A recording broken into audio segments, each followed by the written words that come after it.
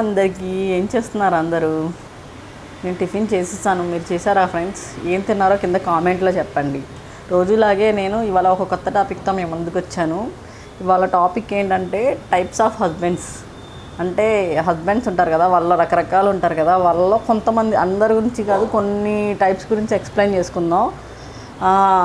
ఇవాళ ఇవాళ అమ్మాయిలు వీడియో మీకు చాలా బాగా కనెక్ట్ అవుతుంది.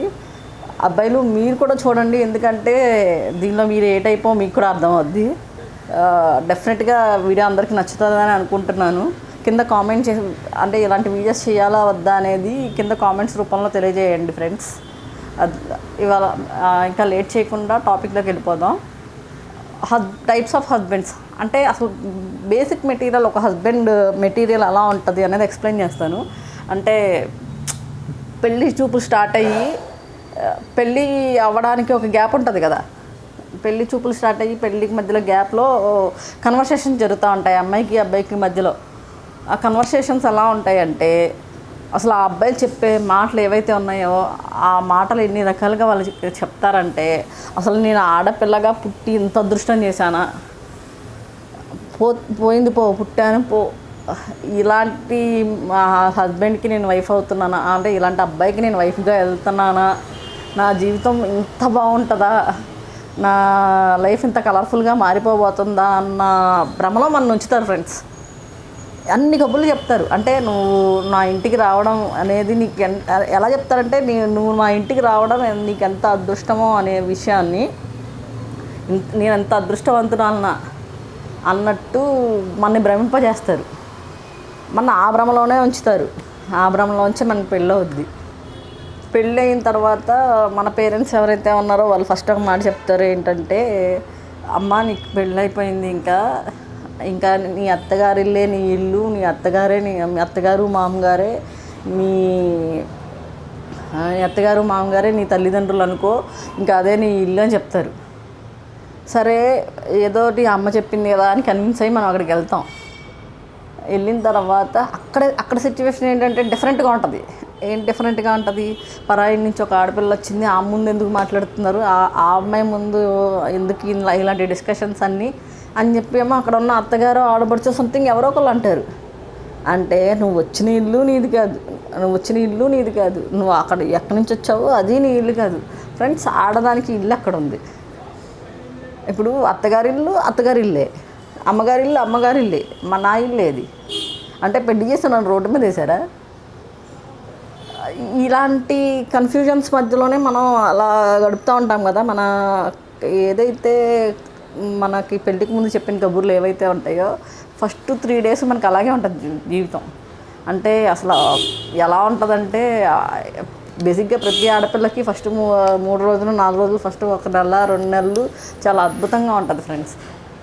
తర్వాత నుంచే స్టార్ట్ అవుద్ది. అయితే బేసిక్గా 4th day నుంచే స్టార్ట్ అయింది నాకు తెలిసి. ఏంటంటే 4th day నుంచే పక్కన పడుకొని 6 గంటలకి లేపి, ఏంటి ఇంకా పడుకొని ఉన్నావు, లెగ్స్ కాఫీ తీసుకురా, మా ఇంట్లో వాళ్ళందరికీ కాఫీ ఇవ్వు అంటాడు. అదేంటి, అప్పటిదాకా చెప్పిన కబుర్లకి అప్పుడు చెప్పిన మాటలకి సంబంధం ఉండదు మనకి. అదేంటి ఇలా అంటాడు, ఇప్పుడు 6ంటికి వెళ్ళేసి చేయమంటాడు ఏంటి అని మనం, అంటే అంతకుముందు చెప్పాడు కదా మనోడు, నేను ఆడదానిగా పుట్టడం నేను ఇంత అదృష్టం చేసుకున్నానా మీ రేంజ్కి మనకి బిల్డప్ ఇచ్చాడు కదా. ఆ బిల్డప్లన్నీ అక్కడి నుంచి పోతాయి. ఆ కన్ఫ్యూజన్లోనే ఉంటాం. ఏంటి ఇంకా చూస్తున్నావు, వెళ్ళి కాఫీ పెట్టు ముందు అంటాడాడు. అదేంటి నువ్వే అన్నావు కదా నేను కాలు కింద పెట్టనీయకుండా చూసుకుంటానని అంటే, ఒకసారి కిందకి చూడు, అది గ్రనైట్ రాయి, కింద ఎక్కడ పెట్టించాను, నీకోసం ఈ గ్రానైట్స్ వేయించాను నేను, నేల మీద అడుగు పట్టద్దు, నువ్వు గ్రానైట్ మీద నడుచుకుంటా వెళ్ళు, నా పిల్లల్ని నేను అంత ప్రేమగా చూసుకుంటానని చెప్పి డైలాగ్ వేస్తాడు. అది జోక్ అనుకొని మనం నవ్వుకొని వెళ్ళి ఆడు చెప్పిన పని చేయాలి. అక్కడి నుంచే మబ్బులు ఇడిపోవడం స్టార్ట్ అవుతాయి మనకి. ప్రతి క్షణం ప్రతిదీ చుక్కెదురే మనకి. ఎలా అంటే ఆ చెప్పిన మాటలకి ఆడు చేసే పనులకి రెండింటికి సంబంధం ఉండదు. అప్పటిదాకా చెప్పిన మాటలన్నీ మాయమైపోతాయి. వాళ్ళు నువ్వు అప్పుడు చెప్పావు కదా అంటే, ఏం చెప్పాను నేను చెప్పిందే చేస్తున్నా అంటాడు. రివర్స్లో అడ్డదిడ్డంగా వాయిస్తారు. నేను చెప్పిందే చేస్తున్నా, నేను నీకు ఏం లోటు చేస్తున్నా, నీకు అన్నీ మంచే కదా చేస్తున్నానని చెప్పి అంటాడు. తిరిగి మనం క్వశ్చన్ చేయడానికి కూడా ఆస్కారం లేకుండా మన్నే ఎదురు తిరిగి వాదిస్తూ ఉంటాడు. ఇలాంటి కన్ఫ్యూజన్స్లోనే మనకి స్టార్ట్ అవుతుంది అన్నమాట మన జీవితం. అన్నీ అన్నీ అందరి లైఫ్ ఇలా ఉంటుందని చెప్పను, కానీ డెఫినెట్గా మ్యాక్సిమం 80% ఆఫ్ లైఫ్స్ ఇలాగే స్టార్ట్ అవుతాయి ఫ్రెండ్స్. చెప్పిన కబుర్లకి చేసే పనులకి సంబంధం ఉండదు. దయచేసి పెళ్ళి కావాల్సిన వాళ్ళని చూస్తే ఇలాంటి భ్రమలకైతే మోసపోకండి. రియాలిటీలోకి వెళ్ళి రియల్గా అదే మన బతికి ఇంతే అని ఫిక్స్ అయిపోయి వెళ్ళిపోండి. కాళ్ళ కింద పెట్టుకుంటూ చూసుకుంటాను, నెత్తిని పెట్టి చూసుకుంటాను, ఇలాంటివన్నీ కొత్తలో మాత్రమే జరుగుతాయి. తర్వాత ఎవడో చూసుకోండి నెత్తి మీద పెట్టుకొని. ఆ నెత్తి మనం ఎంత ఊహించుకొని వెళ్తామో అంత పైనుంచి మనం కిందకి పడతాం. అది అర్థం చేసుకునే రియాలిటీలోకి రండి. ఇంకా ఏంటంటే వీళ్ళు బేసిక్ మెటీరియల్ అనమాట. ఇది బేసిక్కే ఇలా ఉంటుంది. బేసిక్లో టైప్స్ ఆఫ్ హస్బెండ్స్ ఉంటారు. ఏంటంటే కొంతమంది మూడీ హస్బెండ్స్ ఉంటారు. మూడీ అంటే ఇంకెప్పుడు చూడు బీభత్సమైన నీరసం మీన్స్ అదో రకంగా మొహమ్మని పెట్టుకొని ఉంటారు. అసలు వాళ్ళని చూస్తుంటే నీరసం మనకు వచ్చేస్తుంది ఆటోమేటిక్గా. ఏదన్నా మాట్లాడదాం అంటే ఇది ఉండదు.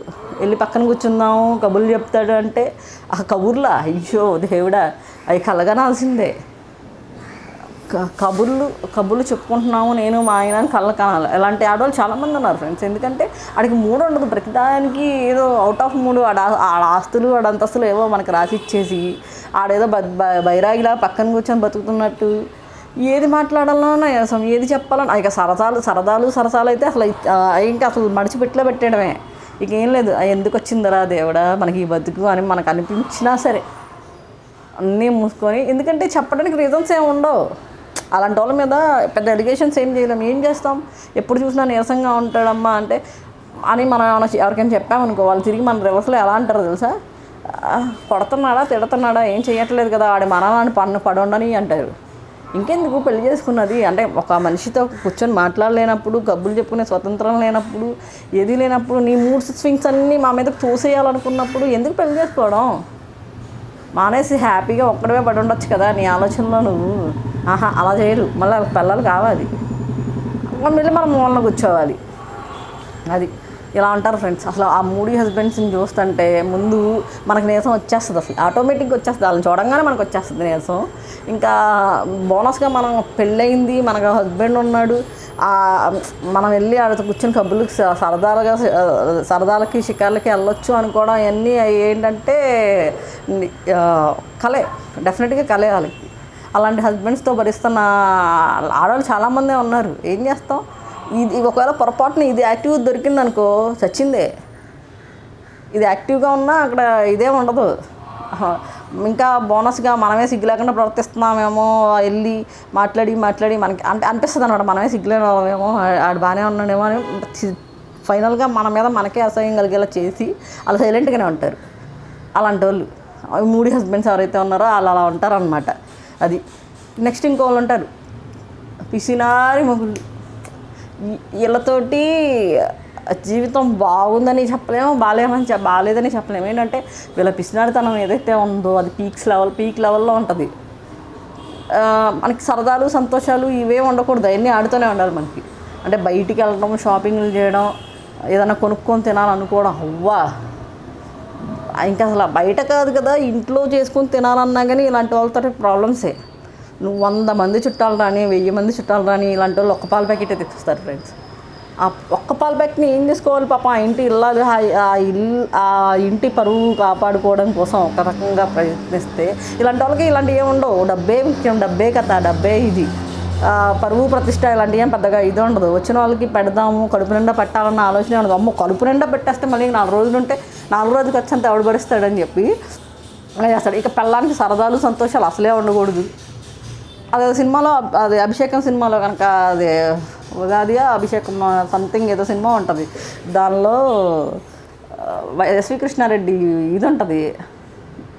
ఎలా అంటే వాడు ఊటీ అమ్మాయి సింగపూర్ తీసుకెళ్ళమంటే సింగపూర్ పాట పాడుతాడు, ఇలా తిప్పేసి ఇలా ఉంటుంది వీళ్ళతోటి.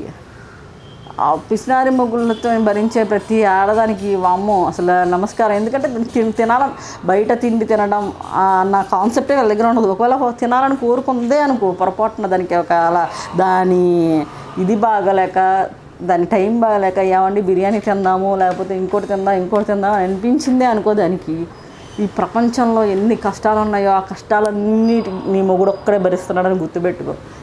అన్ని కష్టాలు వస్తాయి బయటికి. ఇలాంటి సిచ్యువేషన్లో నువ్వు బయటికి వెళ్ళి తింటాం అవసరమా? నా చెప్పు తీసుకొని నేను కొట్టుకోవాలి అనవసరంగా ఎందుకు అడిగాను రా బాబు ఇన్ని, దాని బదులు పచ్చడి వేసుకుని తినుంటే అయిపోయాను, లేకపోతే ఒక్క నీళ్లు పోసుకొని ఉప్పేసుకుని తినుంటే అయిపోను, వీడిని అడగడం కన్నా అన్న ఆలోచన మనకే తెప్పిస్తారు వాళ్ళు. అది అలాంటి వాళ్ళతో మనం వాళ్ళు ఇంకా అలాగూ ఎట్టి పరిస్థితుల్లోనూ వాళ్ళని ఏం చేసినా అట్లీస్ట్ ఏదో సినిమాల్లో చివరిలో రియలైజ్ అయ్యి మారుతారు కదా, అలాంటి రియలైజేషన్ రియల్ లైఫ్లో ఎవరికీ రాదు ఫ్రెండ్స్.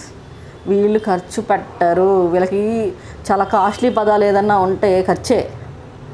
అది అసలు వినటానికి కూడా వాళ్ళకి చాలా భయం వేసే వర్డ్ అనమాట. హార్ట్ అటాక్ వస్తే వెనక ఖర్చు అని అనగానే హార్ట్ అటాక్ వస్తుంది, మళ్ళీ దానికి కూడా ఖర్చు అవుద్దని చెప్పి హార్ట్ అటాక్ని ఆపేసే గొప్ప వాళ్ళు వీళ్ళు.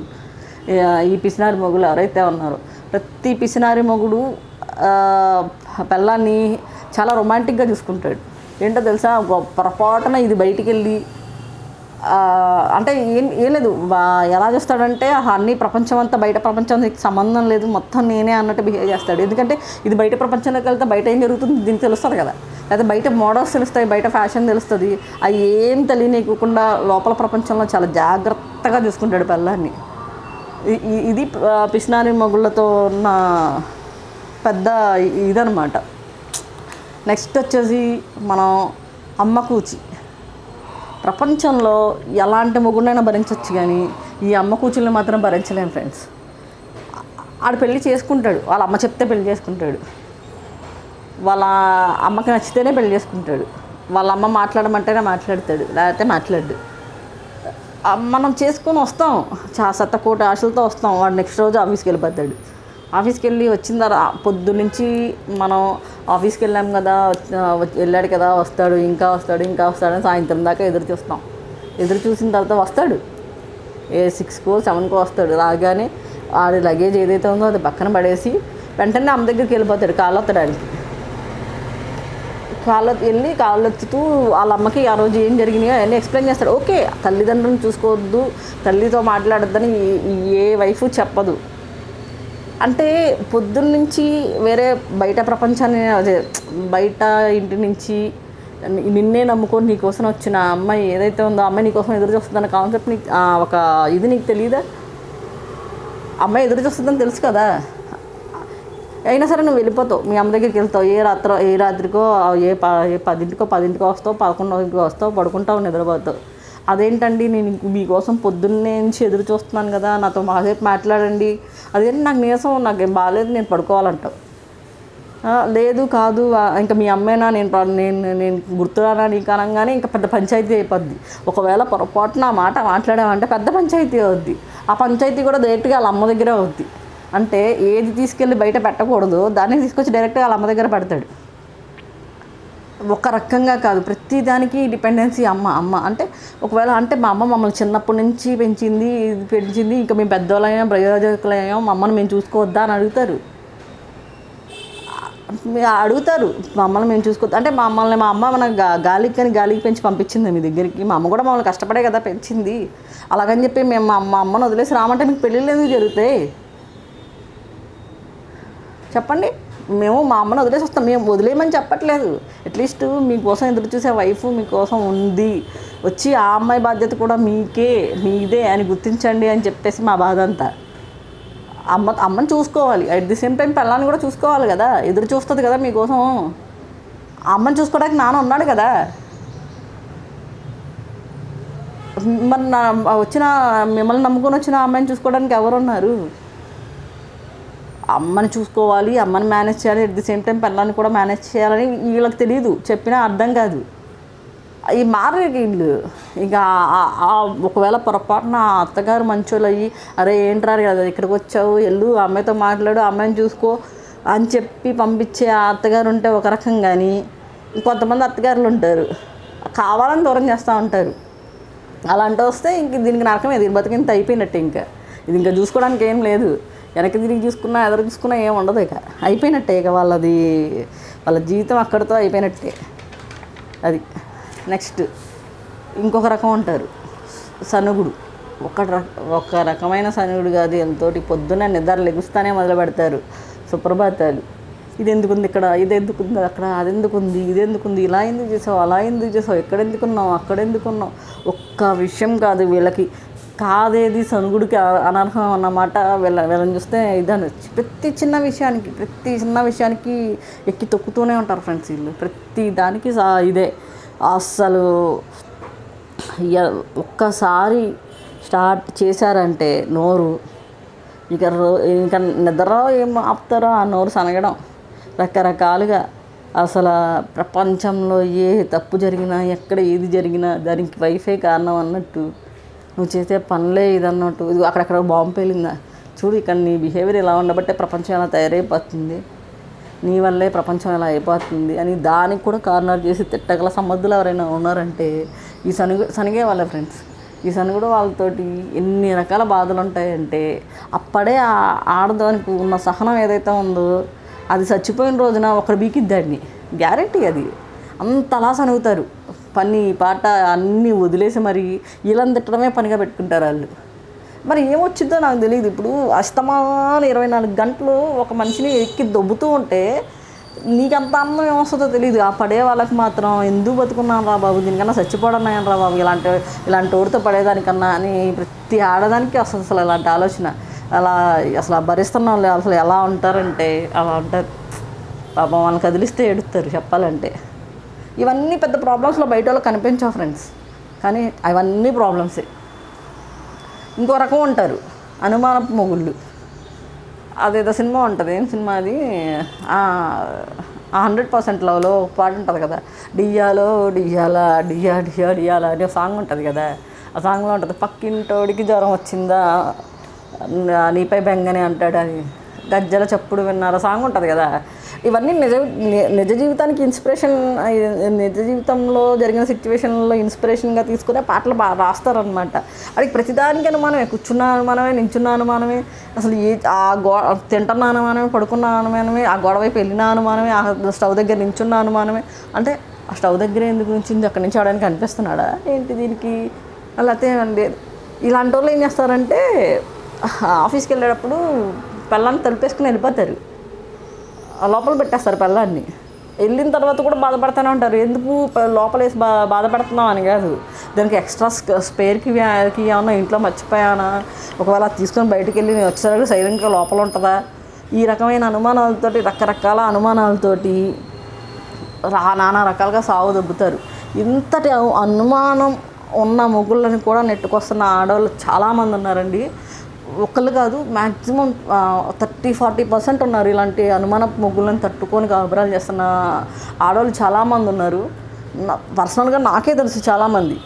ప్రతి చిన్న విషయానికి అసలు నువ్వు నీట్గా రెడీ అయినా అనుమానమే, ఏది లేకుండా పడుకున్న అనుమానమే, నించున్న అనుమానమే, పక్కింట్లో గొడవ అయినా సరే అనుమానమే. ఇన్ని రకాల అనుమానాలని దేవుడా వీళ్ళని భరించడం చాలా కష్టం అసలు. అయినా చేసేది ఏం లేదు, పాపం చేసుకున్న పాపానికి భరించే ఆడవాళ్ళు ఇప్పటికీ చాలామంది ఉన్నారు. అది ఇవన్నీ పక్కన పెడితే ఓవర్ కేరింగ్ హస్బెండ్ అని ఒకడు ఉంటాడు. అసలు వీళ్ళందరూ ఒక లెక్క అయితే వీళ్ళు అసలు ఏం చేయాలో కూడా అర్థం కాదు. ప్రతిదానికి ఓవర్ యాక్షన్, ప్రతిదానికి ఓవర్ కేరింగ్. వీడి ప్రపంచంలో వీడు ఒక్కడికే పెళ్ళి అయింది, ఇంకెవరికి పెళ్ళి కాలేదు, వీడు ఒక్కడికే పెళ్ళా ఉంది. చెప్పాలంటే దానికి కూడా చిరాకేస్తుంది, కానీ ఏం అనలేక మెదలకుండా కూర్చుంటుంది. అంటే వీడి ఓవర్ కేరింగ్ దానికి చిరాగ్గానే ఉంటుంది, కానీ ఎందుకు కేర్ చేసుకునేవాడిని ఆ మాటని ఎందుకు చెడగొట్టుకోవడం అన్న కాన్సెప్ట్లో అమ్మాయి ఆగిపోద్ది. కానీ అసలు ఇలాంటి వాళ్ళు ఉంటారే, అసలు ప్రతిదానికి అడుగు కింద పెడితే అనుమానం ఏదైతే ఇది ప్రపంచంలో నా అంత ప్రేమగా ఎవరు చూసుకోవట్లేదు నా పిల్లాన్ని అన్న భ్రమలో దాన్ని ఉంచుదామని వీళ్ళ ప్రయత్నం అంతే. అది నిజమైన ప్రేమ అయితే కాదు. రియల్ లైఫ్ అయితే అసలు రియల్గా అంత కేరింగ్ తీసుకునే వాళ్ళు ఎవరో ఉండరు ఫ్రెండ్స్ చెప్పాలంటే.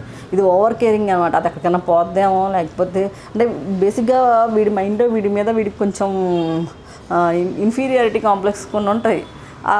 ఆ కాంప్లెక్స్ తోటి వీడు ఏం చేస్తాడంటే ఇది ఎక్కడికైనా పోద్దేమో అన్న భయంతో ముందు వీడు ఓవర్ కేర్ చూపించేస్తూ ఉంటాడు.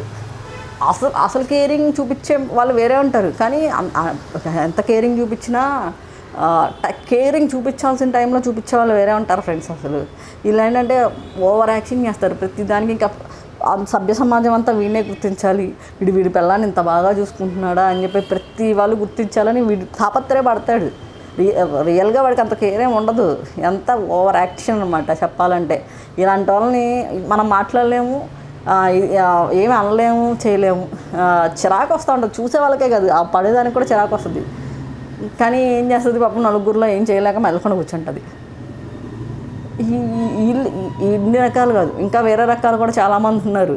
వాళ్ళ గురించి కూడా నెక్స్ట్ మీకు ఈ వీడియో నచ్చితే నెక్స్ట్ ఇంకా చేయమంటే ఇలాంటివి చేస్తారు ఫ్రెండ్స్. లేదంటే ఆపేయమంటే ఆపేస్తా. ఎందుకంటే మీకు కూడా నచ్చాలి కదా. ఇది మీకు ఎంతవరకు కనెక్ట్ అయిందో నాకు తెలియదు, కానీ కింద కామెంట్స్ చేసి చెప్పండి. ఓకేనా? బాయ్.